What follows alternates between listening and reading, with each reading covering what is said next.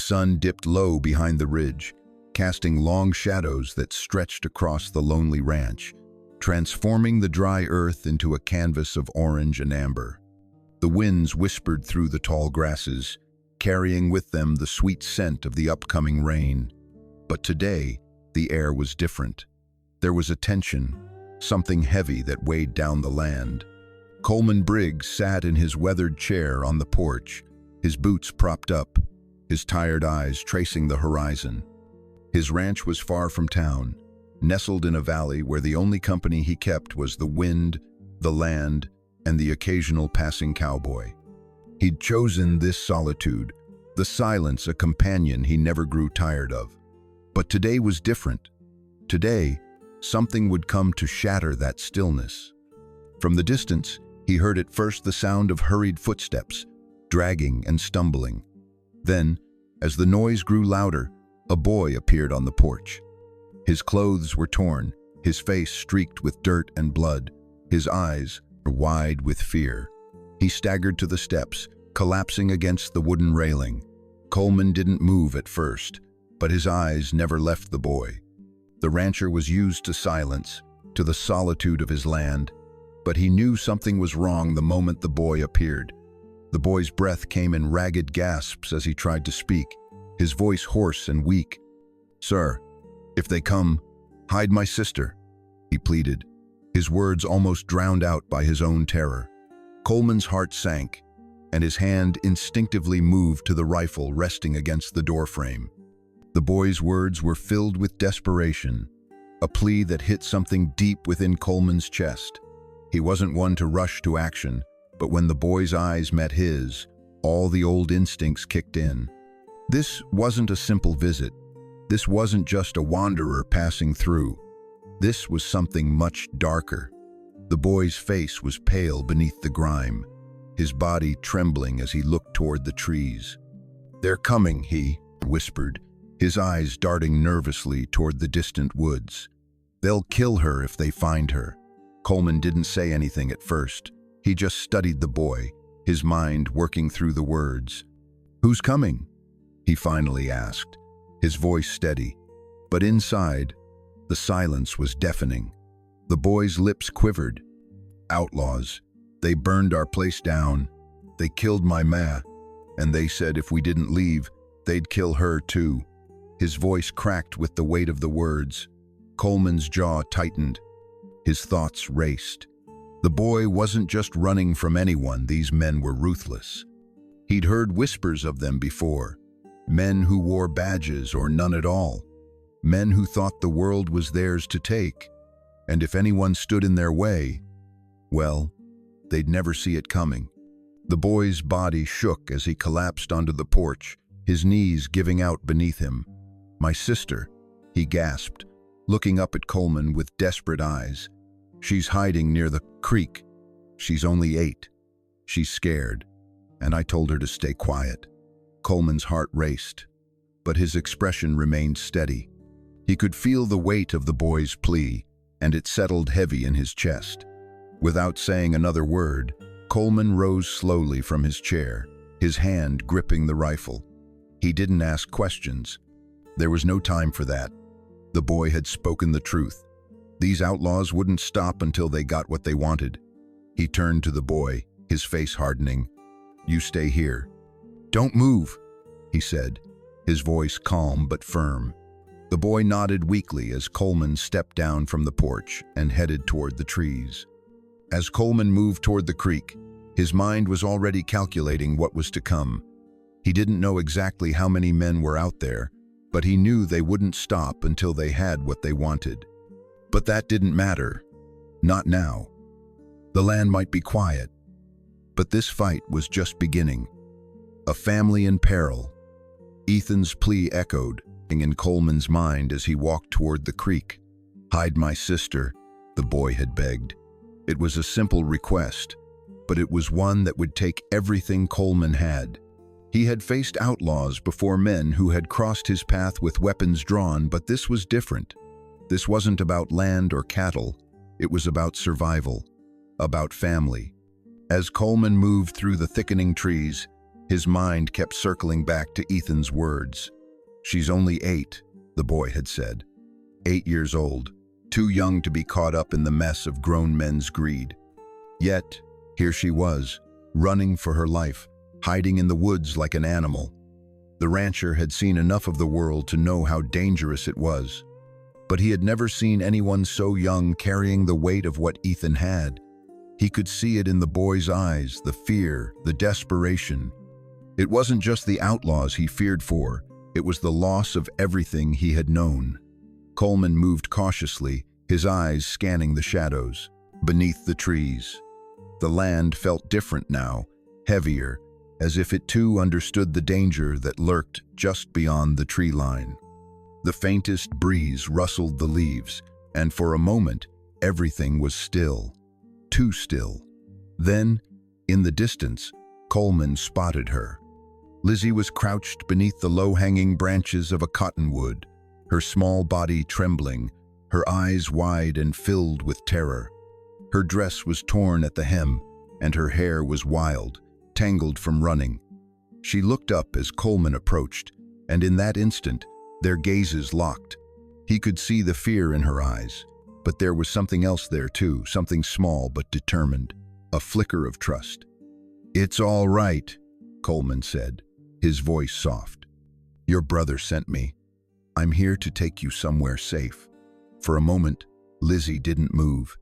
She just stared at him, her small chest rising and falling rapidly with every breath. But then, slowly, she reached out. Her small hand trembled as it found his. Coleman could feel the coldness in her touch as she placed her hand in his, her fingers cold but soft. He didn't waste time. Coleman led her back to the ranch house, keeping his body between her and the open land, instinctively moving slower than usual to make sure no one could hear them. The weight of every step pressed on his chest, but he kept moving, one step at a time, never breaking his stride. When they reached the porch, Ethan was waiting. His face crumpled when he saw his sister. Relief washed over him as Lizzie ran to him, and the two embraced tightly, their small bodies fitting together like puzzle pieces. Coleman stood back, watching them. It was a quiet moment, but it wasn't one for celebration. He knew that the worst was yet to come, and the night was just getting started. The girl in the trees. As the last of the daylight slipped behind the hills, the air turned cooler, and the world around Coleman seemed to hold its breath. He watched the siblings embrace, their reunion heartwarming, but the sound of hooves in the distance reminded him that they weren't safe yet. Coleman's eyes shifted to the horizon, where the setting sun was swallowed by the shadows of approaching danger. Ethan's face, though relieved to see his sister again, was still lined with worry. "They know we came this way," he said, his voice barely more than a whisper. "They'll be looking for us. They always do." Coleman didn't respond right away. He could feel the weight of Ethan's words pressing on him like the weight of the earth. The riders would come soon, he could feel it in his bones. But for now, his focus was on keeping the children safe, even if it meant making impossible choices. He had promised the boy that he'd protect his sister, and that's exactly what he intended to do. "Get inside," Coleman ordered, his voice firm. "Both of you, stay away from the windows. Don't make a sound." Ethan hesitated for a moment, his eyes searching Coleman's face, but he didn't argue. The boy nodded and helped Lizzie toward the door, his hand firmly holding hers, guiding her to safety. Coleman stood on the porch, watching the two children disappear into the house. His heart was heavy, but his mind was clear. He wasn't just protecting two kids. He was protecting the only piece of humanity left in a land full of lawlessness. They didn't deserve to live in fear, and he wasn't going to let these outlaws take away what little light they had left.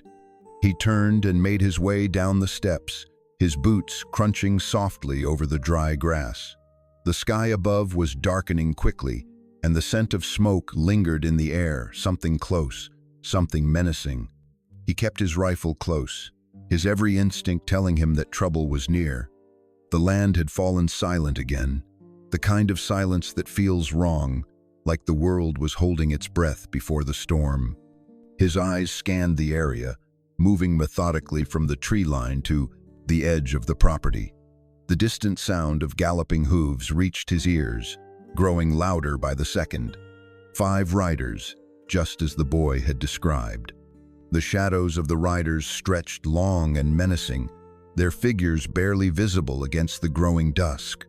Coleman's grip on his rifle tightened as he studied their movements. The riders weren't in a hurry, no. These men were hunters, and hunters didn't rush. They spread out across the road, a tactic meant to confuse and intimidate. They were trying to herd him, to force him into a position where he had no choice but to make a fatal mistake. Coleman wasn't about to play into their hands. From the lead rider, a man with a cold, calculating gaze, a voice rang out. "Evening." The leader's tone was casual, almost friendly, but there was no mistaking the malice that lay beneath. "Hell of a night for a ride?" Coleman didn't answer. He knew these types, the ones who tried to make everything seem like a friendly conversation just before they put a bullet in you. He stood still, his eyes locked on the leader, his mind racing. "We're looking for a boy and a girl," the leader continued, his eyes flicking over Coleman's form, sizing him up. "You see anyone like that come through here?"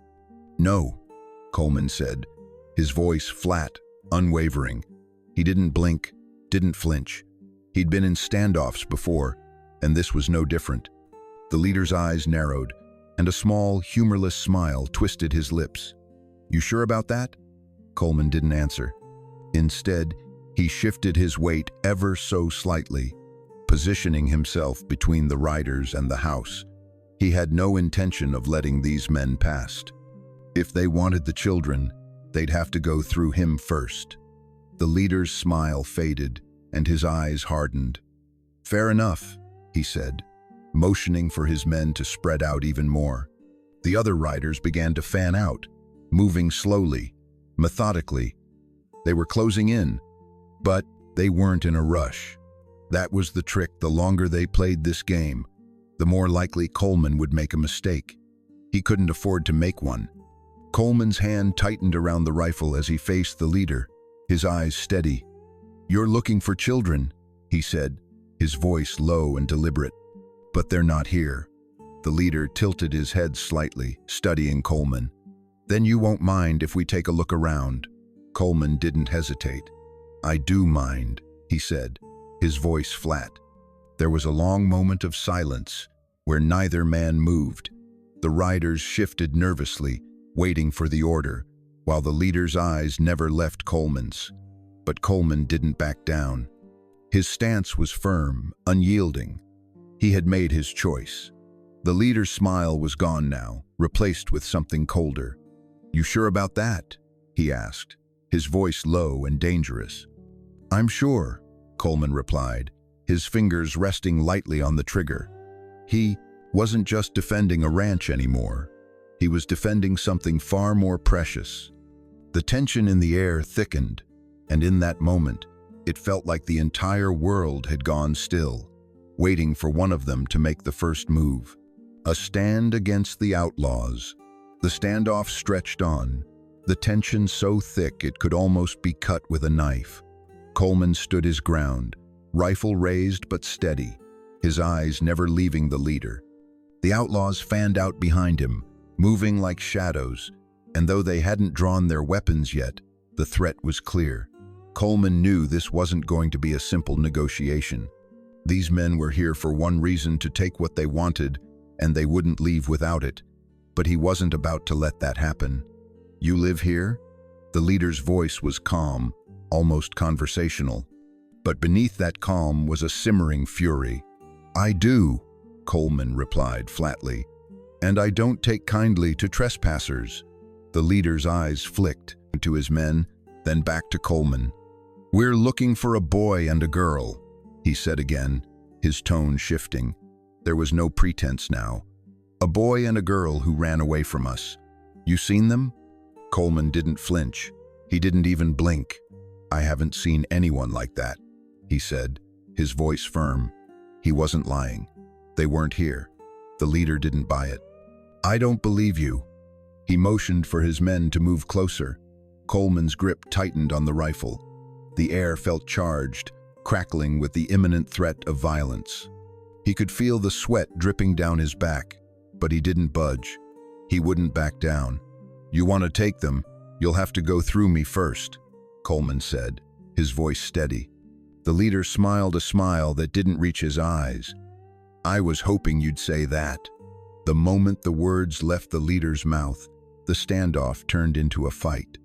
Bullets flew through the air, and Coleman moved with the calm precision of a man who had lived through countless battles. He fired twice, once as a warning, once to take down a rider who had been advancing too quickly. The first shot rang out, and the sound of it echoed across the land, sharp and brutal. The second followed almost immediately, hitting its target with deadly precision. The riders scattered, but Coleman knew it wasn't over yet. He ducked behind the porch, reloading as quickly as he could, his heart pounding. His eyes darted to the house. Ethan and Lizzie were inside, but the outlaws weren't finished. They would come back for more. Coleman gritted his teeth. They weren't going to take these kids from him, not while he still had breath in his lungs. The fire of revenge. The night was thick with smoke now, the scent of it creeping into Coleman's nostrils as he crouched behind the porch, rifle in hand. The outlaws had retreated for the moment, but the fire they had set was spreading rapidly. In the distance, he could see the current flames licking the edge of the trees, growing higher and higher with every passing minute. He could feel the heat even from where he stood. The fire wasn't just a tactic, it was a message.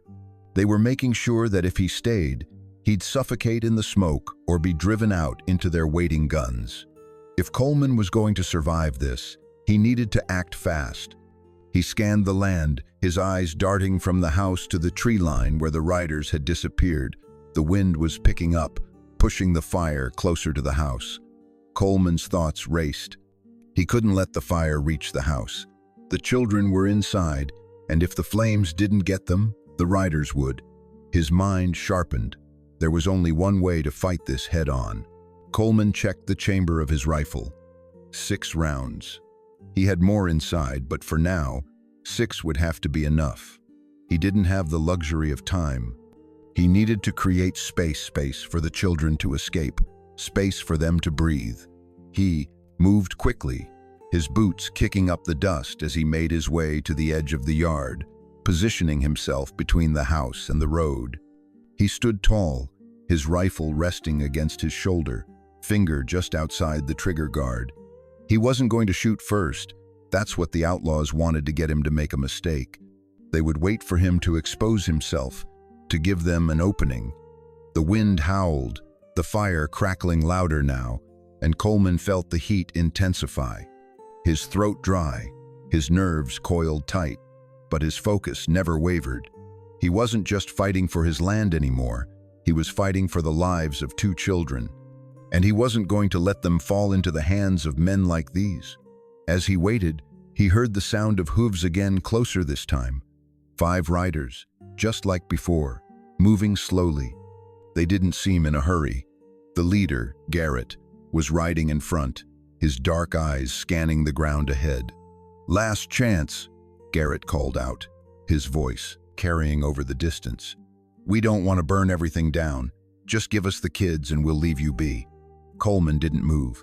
He didn't even flinch. "They didn't steal anything from you," Coleman called back, his voice steady but tinged with the weight of what was at stake. "And they're not going anywhere with you." A long silence followed. The riders were still, like wolves circling their prey. Coleman felt the wind shift, the scent of smoke growing stronger.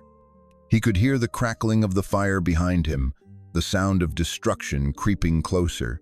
But he didn't let it distract him. He couldn't afford to lose focus now. Garrett's voice broke the silence again, but this time, it was colder. "You think you're going to stop us? You've got no idea what you're dealing with." Coleman's hand flexed around the rifle. "I know exactly what I'm dealing with," he said flatly, his voice unwavering.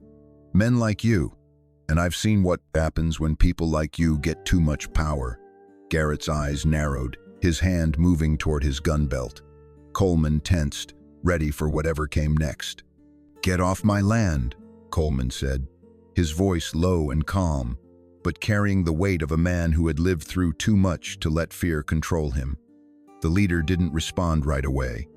The fire raged in the distance, the light flickering like a beacon in the night. Then, with a sharp movement, Garrett raised his hand and motioned for his men to move.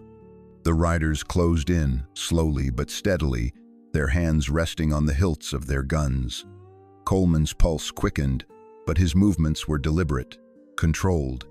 He wasn't about to let fear rule him. The first rider made a move too quick, too predictable. Coleman fired.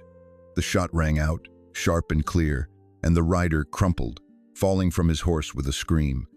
The others scattered, taking cover behind whatever they could find. But Coleman had already anticipated that. He had already calculated his next move. The standoff intensifies. The sound of gunfire echoed in the night, harsh and jagged, cutting through the air like a knife. Coleman ducked behind the porch, reloading his rifle in the midst of the chaos. The outlaws were taking cover, but Coleman knew their next move. They would flank him. They would use the smoke to hide their movements and close in from the sides. Inside the house, he could hear Ethan and Lizzie. He could hear their breaths, shallow and frightened, but they weren't panicking. They weren't screaming. They were holding it together. It gave him hope, even as the tension outside continued to build. But then, in the midst of the chaos, a sound that made his blood run cold, Lizzie's scream. Coleman's heart skipped a beat as he turned toward the house. There, standing in the doorway, was one of the riders, his gun drawn, aimed straight at Ethan. Coleman's breath caught in his throat. The boy and the girl, they were vulnerable. He couldn't afford to lose them. He moved quickly, his hand steady as he crouched low, but his thoughts were spinning. The last thing he needed was for Garrett's men to take advantage of the situation. The rider was too close to the kids. Coleman didn't hesitate. He fired again, but this time, he aimed for the man's gun, knowing that if he killed him outright, there would be no chance for the children to escape. The bullet found its mark, sending the gun skittering across the floor. The rider staggered back, startled, but his focus was still on Ethan. "Stay back!" Coleman shouted, his voice a low growl. The rider's eyes flickered toward him for just a moment, and that's when Coleman made his move. With one swift motion, he lunged, tackling the rider to the ground, using his body to shield Ethan and Lizzie from the danger. The struggle was brief. Coleman had the strength and the resolve to overpower him, but in that moment, the world outside seemed to fall away. All that mattered was protecting the children. The rider was down, his weapon out of reach, but that didn't mean the fight was over. Coleman had no illusions about what would happen next. The other riders would be coming soon. The battle was far from finished. He rose to his feet, helping Ethan and Lizzie up as quickly as he could. His heart raced, but his mind was clear. There was still time to get them out. "Get inside. Now," Coleman ordered, his voice hard but gentle, as he guided them back into the house. As they moved inside, the sound of hooves grew louder. The riders weren't finished, but neither was Coleman. A moment of truth. Coleman's heart pounded as he stood in the doorway, watching Ethan and Lizzie rush inside. He could hear their frantic breaths, the sounds of their small feet moving through the house. But his focus never wavered from the riders outside. He could feel their presence like a cold weight pressing in from all directions, and he knew they wouldn't stop until they got what they came for. He didn't have much time. The night had become a deadly game of cat and mouse.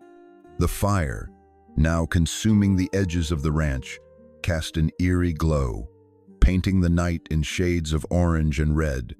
The smoke rolled in, thick and suffocating, but it didn't stop the riders. They knew exactly what they were doing.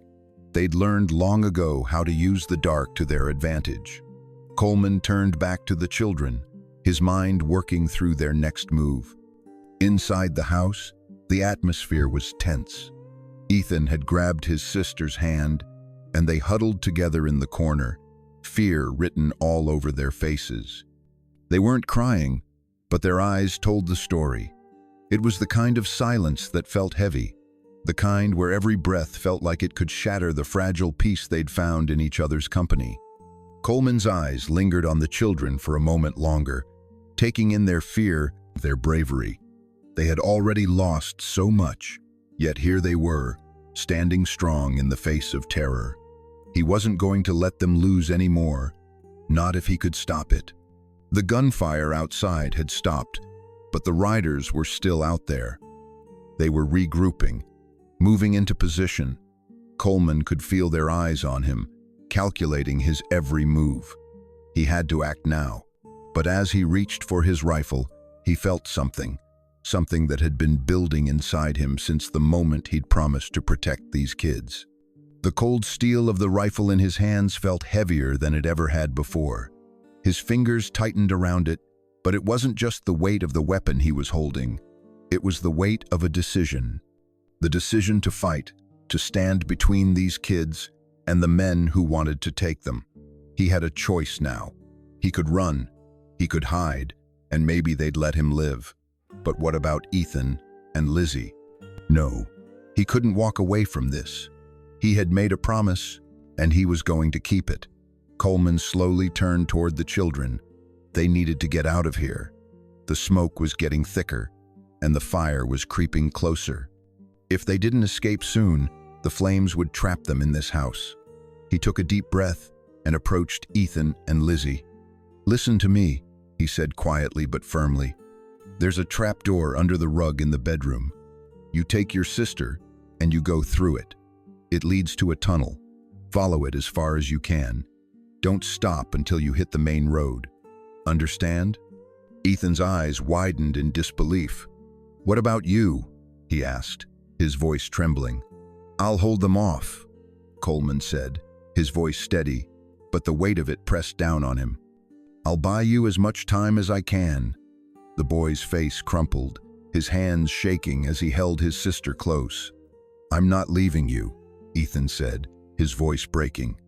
But Coleman wasn't about to let them stay. "You have to. This isn't about being brave. It's about surviving," Coleman said, his tone hardening. "Your job is to keep her safe. Nothing else matters. Not now." Ethan hesitated for a moment longer, his eyes searching Coleman's face, but there was nothing there but determination. He nodded slowly, his expression unreadable as he pulled Lizzie toward the bedroom.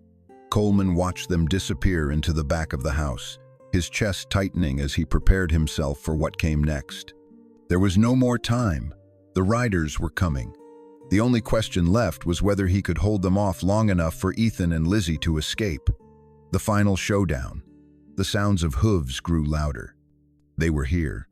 Coleman moved quickly, his boots pounding against the floorboards as he dashed toward the window. He slid the curtain back just enough to peer outside, his heart racing as the riders emerged from the smoke. They had spread out again, moving with the calm precision of men who had done this too many times before. Garrett was in the front, his eyes fixed on the house, and Coleman knew that this was it. He didn't hesitate. His fingers moved automatically, loading his rifle with the precision of a man who had spent years in the field. The fire roared outside, its heat pressing against his back, but he didn't let it distract him. His aim was true, his focus razor sharp. The first rider was in his sights. One shot. The man fell, his body slumping in the saddle. The other riders scattered, taking cover behind trees and rocks. But Coleman didn't move. He stayed in position, watching their every move, his body still as stone. He could feel the burn of the fire getting closer. It wasn't just the outlaws he had to worry about now, it was the land itself. The flames were a reminder that he didn't have much time. A bullet whizzed past him, clipping the windowsill, but Coleman didn't flinch. He fired again, this time hitting his target in the shoulder, sending the rider tumbling from his horse. But as the smoke from his shot cleared, he saw something that made his stomach drop. The riders weren't just retreating, they were advancing, closer, faster. The fire had pushed them into action. Garrett was moving to flank him, closing in on the house with a plan. Coleman had to make a decision. He couldn't hold them off forever. The fire was catching up, and if they didn't escape soon, there would be no way out. He had to buy the kids time. With a swift motion, Coleman bolted from his position, running toward the back door. He had to get to the trapdoor, to the children. They were his priority now. He would fight them to the death. But first, he had to make sure they got away. Hope in the aftermath. By the time Coleman made it to the back door, the fire was almost on top of him. The heat was unbearable, and he could feel the flames licking at his heels. His heart pounded as he flung the door open, stepping out into the smoke-filled night. He could barely see through the haze, but he knew where the trapdoor was. He had to move fast. Inside, he heard Ethan's voice, loud, panicked. "Coleman, they're coming back! Get to the tunnel!" Coleman shouted, his voice hoarse. "Now!" But before Ethan could move, the sound of hooves grew louder again. The riders had regrouped, and they were closing in. There was no more time. Coleman had to make sure they made it out. He turned back toward the house, ready for whatever came next. The fire was closing in, but as long as the kids were safe, he'd do whatever it took. The last thing he saw was Ethan's face, eyes wide with fear. But there was something else there too, hope, the future. They'll build together.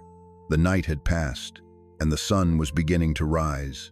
The fire had consumed everything, Coleman's ranch, his home, his past. But through the smoke and destruction, something new had emerged. Ethan and Lizzie were safe. They had made it to the creek, and from there, they had made it to the main road. They had survived. Sheriff Harlan had arrived shortly after, his eyes scanning the scene.